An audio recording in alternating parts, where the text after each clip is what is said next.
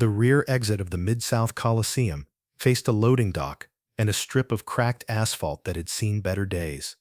A single streetlight buzzed above the service entrance, casting a yellow circle on the concrete below. Beyond that circle, the Memphis night stretched out dark and humid, thick with the smell of approaching rain that had been threatening since late afternoon. It was March 1974.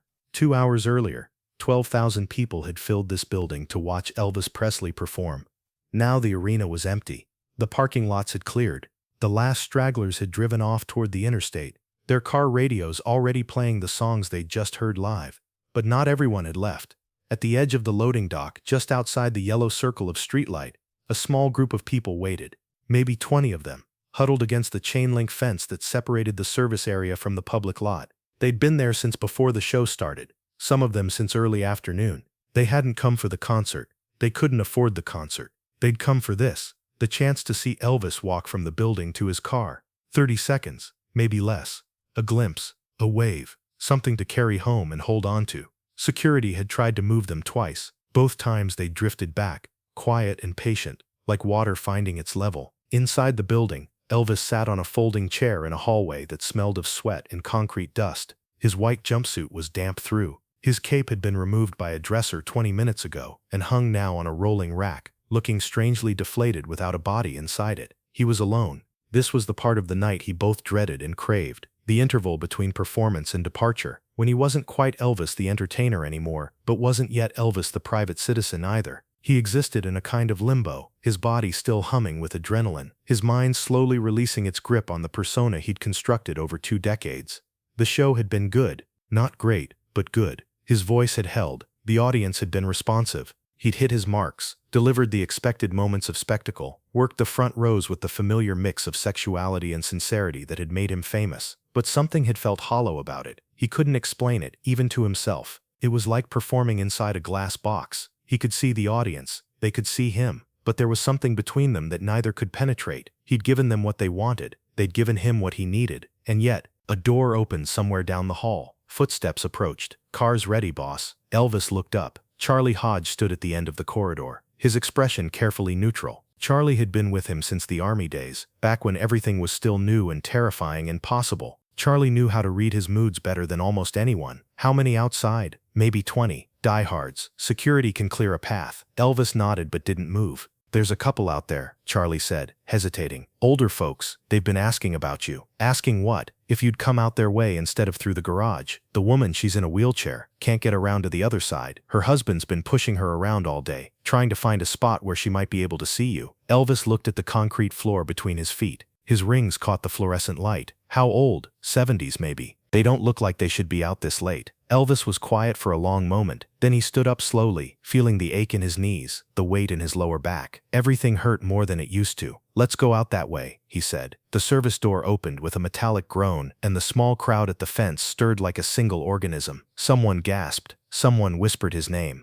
The yellow streetlight caught the white of his jumpsuit, and for a moment he seemed to glow against the darkness behind him. Elvis stepped onto the loading dock. He didn't walk toward the black limousine idling 20 feet away. Instead, he walked toward the fence. The security guards moved with him, flanking him on either side, their hands ready to intervene if anyone got too close. But the crowd didn't surge forward. They didn't scream or grab or push. They just watched, frozen, as Elvis Presley walked directly toward them. He stopped at the chain-link fence. "Evening," he said. For several seconds no one responded. It was as if they'd prepared so thoroughly for the possibility of seeing him that they hadn't considered the possibility of hearing him speak. Then a woman's voice, somewhere in the back. "We love you, Elvis." He smiled. It was a small smile, not the performance smile, not the one that had been photographed 10 million times. This one reached his eyes. "I appreciate that, ma'am. I truly do." His gaze moved along the fence line, taking in each face. Most of them were women in their 30s and 40s, wearing their best clothes despite the late hour and the chill in the air. A few teenagers, a few men who'd been dragged along by wives or girlfriends, and were trying not to look starstruck. And then, at the far end of the group,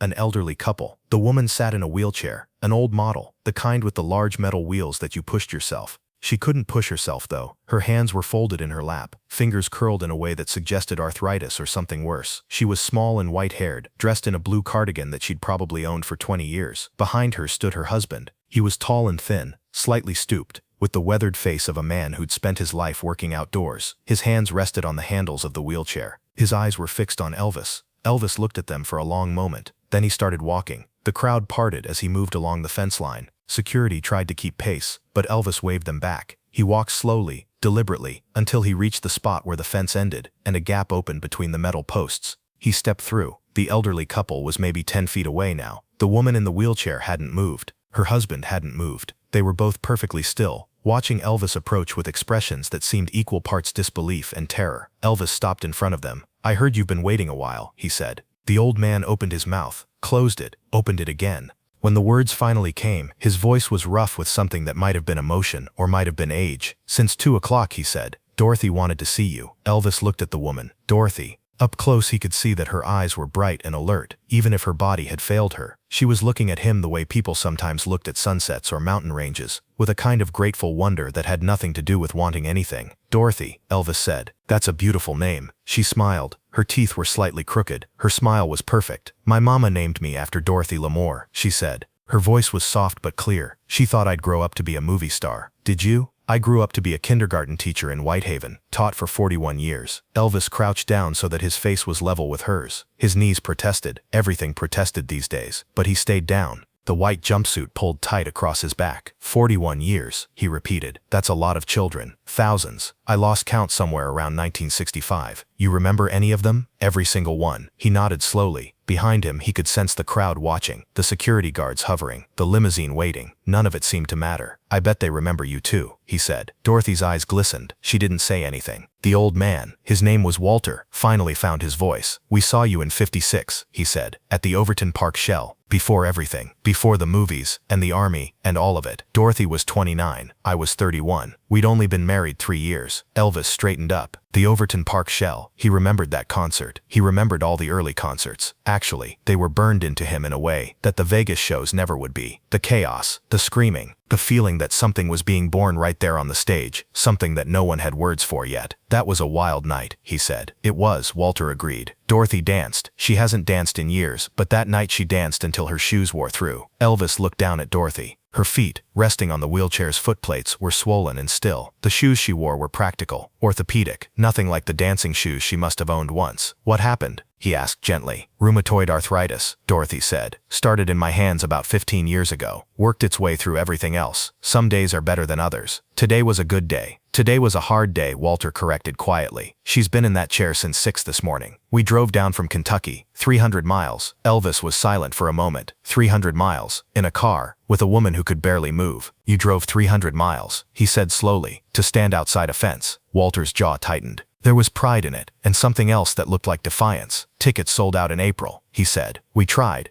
Called every number we could find. Offered to pay double. Nothing. So we came anyway," Dorothy said. Elvis looked at her. "We came anyway," she repeated. "Because I wanted to see you one more time. Not on television. Not in a magazine. Just you. Real. Standing in front of me." She paused. Her breath came a little harder than it had a moment ago. "I'm 72 years old," she said. "I know how this story ends. Everyone does, eventually. I just wanted one more memory to take with me. One more real thing." Elvis didn't move for a long time. The crowd behind him had gone completely silent. Even the security guards had stopped shifting their weight. The only sound was the distant hum of the limousine's engine and the faint buzz of the streetlight overhead. He thought about the show he'd just performed. 12,000 people screaming his name, standing ovations, women throwing scarves at the stage, the ritual of it, the spectacle, the carefully choreographed worship that had become his nightly bread. And now this, a 72-year-old woman in a wheelchair, who had traveled 300 miles to stand outside a fence, who hadn't asked for an autograph, or a photograph, or a piece of his clothing, who had just wanted to see him.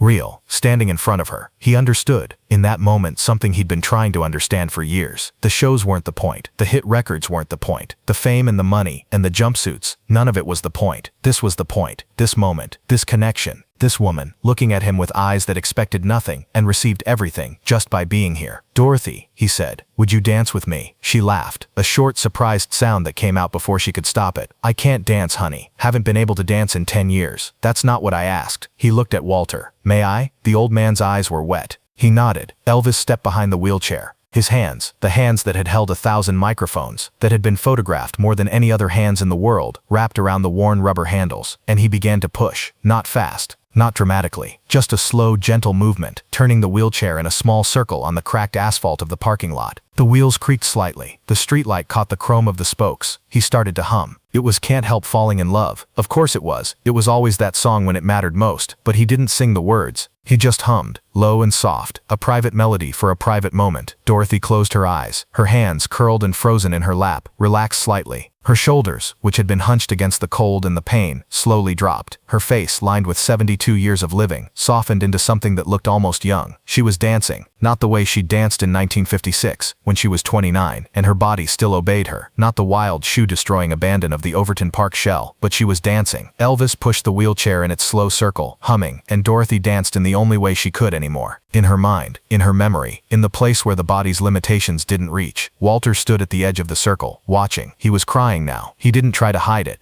The tears ran down his weathered face and disappeared into the collar of his jacket. He was thinking about 1956, about a young woman in a yellow dress who had grabbed his hand and pulled him onto the grass in front of the stage because she couldn't stand still, because the music was doing something to her that required movement, required expression, required joy. He was thinking about 47 years of marriage, about the good times and the hard times, about the way her hands used to feel in his strong and capable, and the way they felt now. He was thinking about how much he loved her, and he was thinking about Elvis Presley, the most famous man in America, pushing his wife in slow circles under a single streetlight, humming a love song while strangers watched in silence. This, Walter thought, this is what it looks like when someone understands. The song ended. Elvis brought the wheelchair to a gentle stop. He stood there for a moment, his hands still on the handles, looking down at Dorothy's white-haired head. She opened her eyes. "Thank you," she said. 2 words, simple, inadequate, and yet they held everything. Elvis walked around to the front of the wheelchair and crouched down again. He took her hands in his, gently, so gently, aware of the damage that lived in her joints, and held them. "Thank you," he said, "for reminding me." Reminding you of what? He thought about how to answer. Behind him, the crowd was still silent. The limousine waited. "I forget sometimes," he said finally, "what this is all for. The shows, the songs, all of it. I get up there and do what I'm supposed to do, and people clap and scream, and then I go back to my room and wonder if any of it means anything." He looked at her hands in his. "But it does," he said. "It means something to someone. It means something to you. And that," his voice caught slightly, "that's enough. That has to be enough." Dorothy smiled at him. "It's more than enough," she said. "It's everything." He gave them things. That was who he was. He took off one of his rings, a gold band with 3 small diamonds, and pressed it into Dorothy's palm. He signed autographs for everyone who wanted one. He posed for photographs in the yellow circle of streetlight. But the gifts weren't the point. Dorothy would tell people later that she barely remembered the ring. What she remembered was the dance. What she remembered was his hands on the handles of her wheelchair, pushing her in slow circles while he hummed. What she remembered was being seen. Before Elvis got into the limousine, he turned back one last time. Walter had taken his place behind the wheelchair. Dorothy was looking toward the car, her face peaceful. Elvis raised one hand. Not a wave. Exactly. More like a salute. Dorothy raised hers. It cost her something. That gesture. Her joints screamed against the movement, but she lifted her hand anyway, held it there for a moment, then let it fall back into her lap. The limousine door closed. The engine growled. The car pulled away, its red taillights disappearing into the Memphis night. Dorothy lived for another 3 years. The rheumatoid arthritis continued its slow advance through her body. By the end, she could barely move at all. But she never stopped smiling. She never lost the brightness in her eyes. And she never forgot the night she danced with Elvis Presley in a parking lot in Memphis. She told the story to everyone who would listen. To her children and grandchildren. To the nurses who came to the house. To the neighbors who stopped by. "He saw me," she would say. "He didn't have to, but he did. And for a few minutes, I wasn't a sick old woman in a wheelchair. I was a dancer. I was young. I was alive."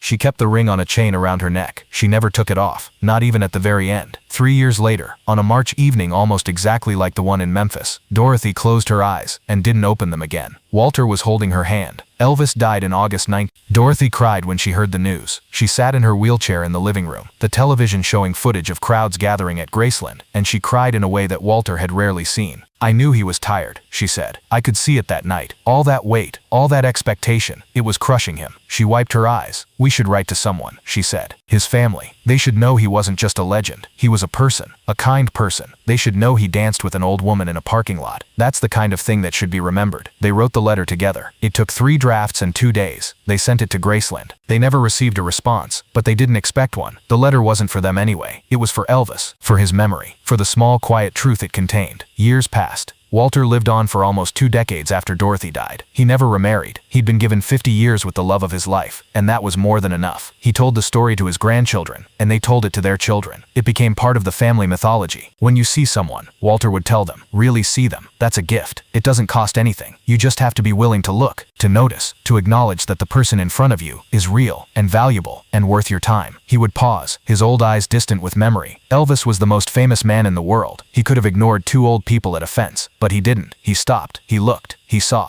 Another pause. That's the lesson. That's the only lesson that matters. See people. Really see them. It might be the most important thing you ever do. The story didn't make it into any of the official Elvis biographies. It was too small, too quiet, too private. It didn't fit the narrative of the king of rock and roll, the cultural phenomenon, the American myth. But it lived on anyway. It lived on in the Mitchell family, passed from generation to generation. It lived on in the small community of fans who collected stories like this, the ones that happened off stage, after hours, when the cameras weren't rolling. It lived on in the photograph that Walter found years later in a box in the attic, slightly blurred but unmistakable, showing Elvis pushing Dorothy's wheelchair under a streetlight. And it lived on in whatever small part of the universe holds on to moments of genuine human connection, because that's what it was in the end. Not a celebrity encounter, not a brush with fame, just two people, two tired, struggling, profoundly human people who met in a parking lot one night and reminded each other what it meant to be alive. Dorothy had needed to be seen, Elvis had needed to see someone, and for a few minutes, under a single light in an empty lot, they had given each other exactly what they needed. That's the story. Not the jumpsuit, or the ring, or the autograph, the dance. The slow, gentle, impossible dance of a woman who couldn't move, and a man who couldn't stop. The moment when they met in the space between fame and ordinariness, between health and sickness, between the legend and the person underneath. The silence that held them, the song that lifted them, the grace that found them there, at the edge of a fence, in the yellow circle of a single streetlight, on a night in March, when the world was dark, and the only thing that mattered was each other. That's what lasts. That's what remains. Not the headlines, the moments. The small, quiet, ordinary, extraordinary moments when human beings remember how to be human.